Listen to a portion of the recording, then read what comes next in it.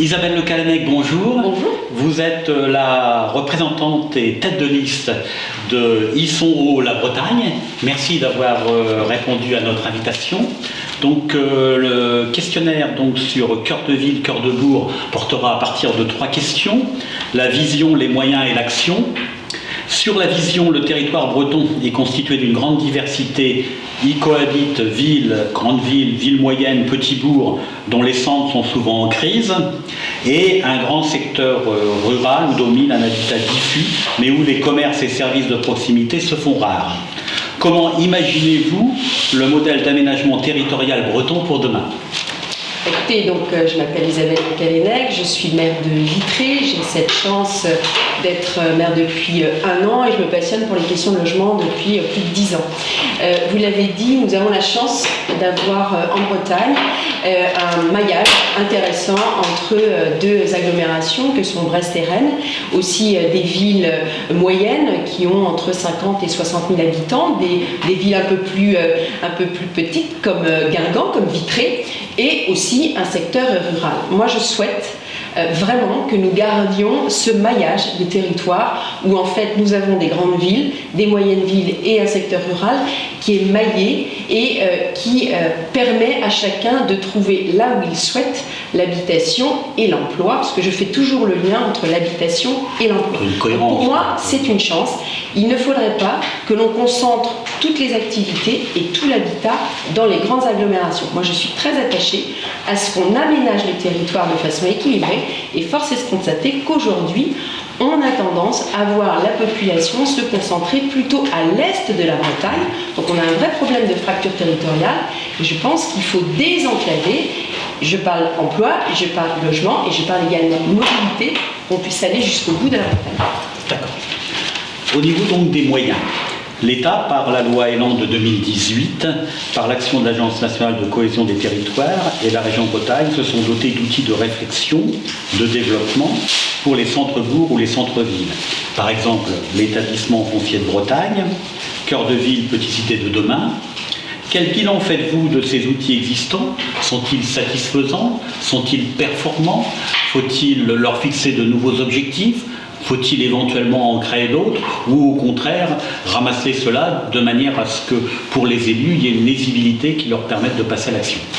Alors, nous avons la chance en Bretagne d'avoir 109 villes qui sont petites villes de demain, labellisées, et nous avons eu il y a maintenant 2 ans 11 villes qui sont Action Cœur de Ville. J'ai la chance d'être donc la maire de Vitré qui est Action Cœur de Ville, et je m'aperçois que lorsqu'on mobilise l'ensemble des acteurs, les moyens financiers, l'ingénierie, on arrive à obtenir des résultats. Action Cœur de Ville le prouve aujourd'hui.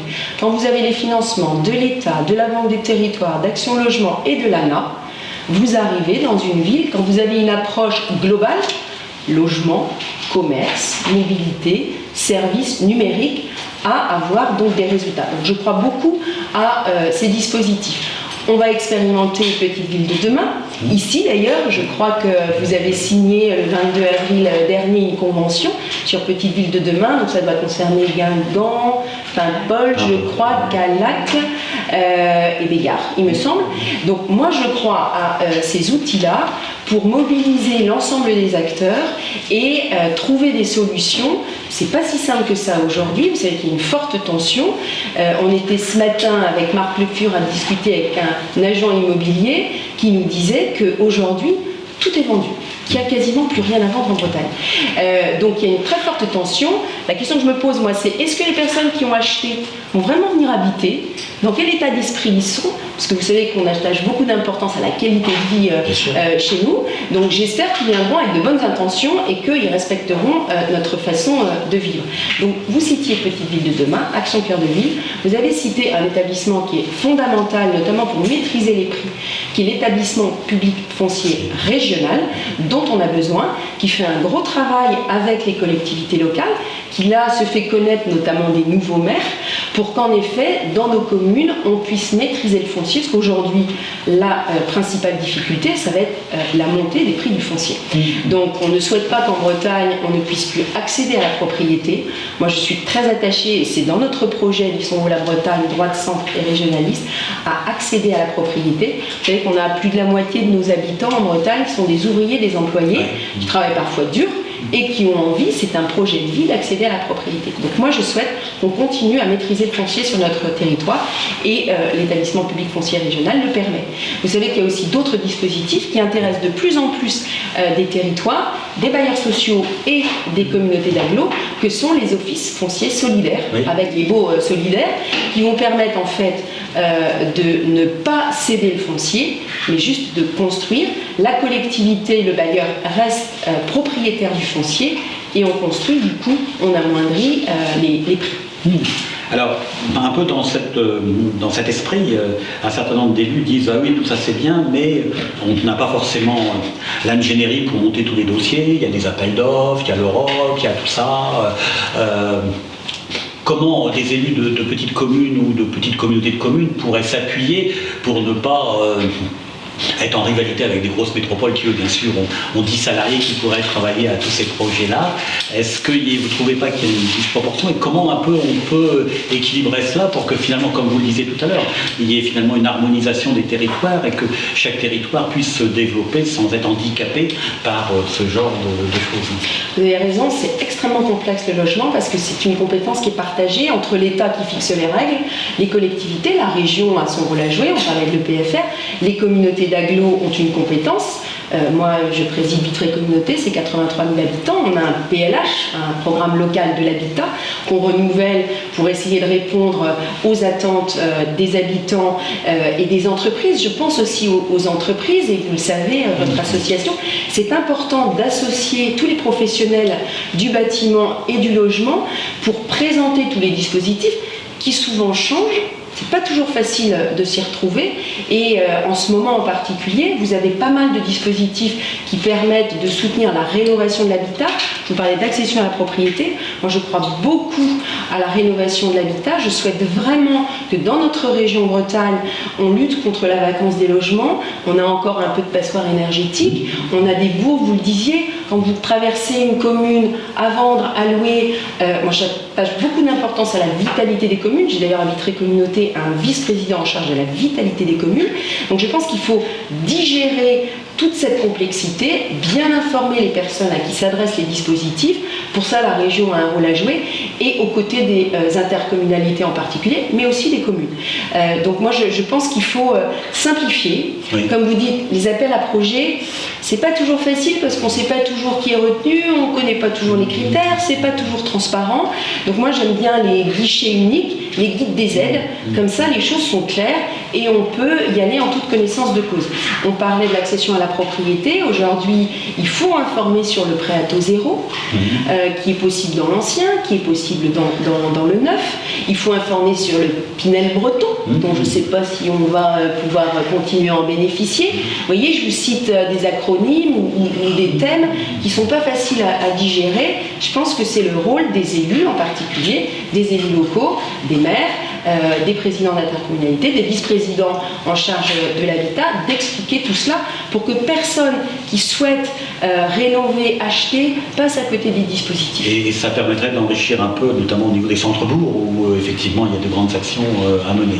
Exactement, et c'est tout l'avantage de ce que vous nous apportez Petite Ville de demain. Moi je crois beaucoup, on en a deux sur mon territoire, qui sont la Guerche de Bretagne et Châtillon-Vandelay, qui ont, vous vous souvenez, il y avait un critère de, il fallait être bassin de vie, offrir des services et être en fragilité. Je pense si on a 109 territoires petites villes de demain en Bretagne, c'est qu'on a du travail à faire. Moi, je crois vraiment à cette capacité de se mobiliser autour des dispositifs existants qu'il faut digérer, qu'il faut faire connaître. Et je suis convaincue qu'on obtiendra des résultats. Et donc en faisant ce guichet unique, ça permettrait d'aider un peu des petites villes ou des petites communes qui auraient des projets, quoi, parce que certains Exactement, vous parliez de l'ingénierie, on ne l'a pas forcément tous. Voilà. Vous avez raison, les grandes agglomérations, elles ont leurs instances, elles peuvent mobiliser des personnes. Et je pense que c'est typiquement, vous savez que dans Petite Ville de demain, vous avez un chargé de mission qui est recruté pour ça. Donc ça, c'est une compétence humaine qui va d'ailleurs être en réseau avec les autres chargés de projets de toute la Bretagne, en l'occurrence pour ce qui nous concerne. Moi, je crois beaucoup aux bonnes pratiques qu'on peut partager. Donc voilà, il va y avoir une personne dédiée à ces questions-là. Elles vont pouvoir s'enrichir du travail qui a été fait par les chargés de mission Action Cœur de Ville, qui ont déjà une expérience, déjà des retours sur expérience. Donc voilà, moi je pense que c'est possible. Et vous avez aujourd'hui, je ne sais pas si vous connaissez cette entreprise qui s'appelle Ville Vivante. On parlait de dispositif.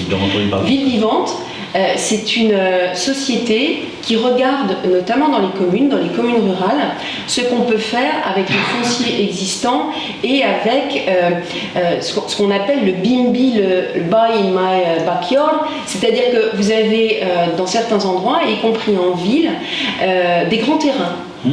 Et vous pouvez vous dire c'est trop grand pour moi, j'ai 1000, 1500 mètres carrés, 2000 mètres carrés, et bien je vais céder une partie de mon terrain et quelqu'un va pouvoir construire une maison. Donc c'est pour moi très intéressant. Ils vont plus loin que ça, ils proposent même de la rénovation de l'habitat où la communauté ou la ville met 1 euro et le privé met 10 euros pour de la rénovation. Je pense qu'il y a, et je crois que ça vous intéresse dans votre association, tout ce qui est innovant. Je pense qu'aujourd'hui il y a des mécanismes qui permettent justement de rénover, de s'installer. Vous savez qu'on va devoir faire très attention à l'artificialisation des sols. On nous demande de densifier.